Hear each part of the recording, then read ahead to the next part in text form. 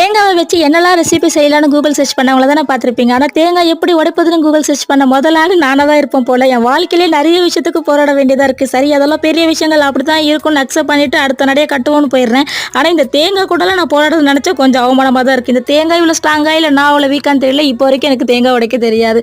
அப்புறம் ஒரு வழியாக ஒருத்தர் சிக்கன் நான் பாவம் அவளே பிள்ளை பெற்றவன் 3 தேங்காய் உடச்சி கொடுத்துட்டா. இந்த பத்தையெல்லாம் நல்லா தான் போடுவேன், நமக்கு உடைக்க மட்டும்தான் வராது. பாதாம் பிசினும் சப்ஜா சீட்ஸும் வீட்டில் எப்பவுமே இருக்கும். வீட்டில் துணியை ஊற வைக்க மறக்கிறேனே இல்லையே, இது ரெண்டுத்தையும் ஊற வைக்க மறக்கிறதே கிடையாது. ஃப்ரெஷ்ஷாக முருங்காய் கிடைச்சா இப்படி ஒரு ரெசிபி செஞ்சு பாருங்க. பேனில் எள்ளு, வேர்க்கடலை, முந்திரி, தேங்காய்லாம் போட்டு நல்லா வறுத்து தண்ணி ஊற்றி அரைச்சி ஒரு விழுதை எடுத்து வச்சுக்கோங்க. அப்புறம் எண்ணெய், கடுகு, சீரகம், கருவேப்பிலை, வெங்காயம், இஞ்சி பூண்டு பேஸ்ட், தக்காளி இதெல்லாம் சேர்த்து எப்பயும் போல ஒரு வதக்கிக்கோங்க. மசாலாக்கு 1 ஸ்பூன் தனி மிளகாத்தூள், 2 ஸ்பூன் தனியாத்தூள், மஞ்சள், உப்பு சேர்த்து நல்லா வதக்கிக்கோங்க. குழம்புக்கு தேவையான அளவுக்கு தண்ணி சேர்த்து முருங்காயும் போட்டு காய் நல்லா வெந்து வந்ததுக்கு அப்புறமா அரைச்சி வச்ச பேஸ்ட்டையும் சேர்த்து 2 கொதி கொதிச்சதும் ஃபைனலாக இறக்குனதுக்கு அப்புறம் கொத்தமல்லி தலையை போட்டுட்டு சாதத்தோட சுடு சாதமோ பழைய சாதமோ வச்சு சாப்பிட்டு பாருங்க. அடுத்த முறை இதை எப்போ செய்யலான்னு யோசிப்பீங்க.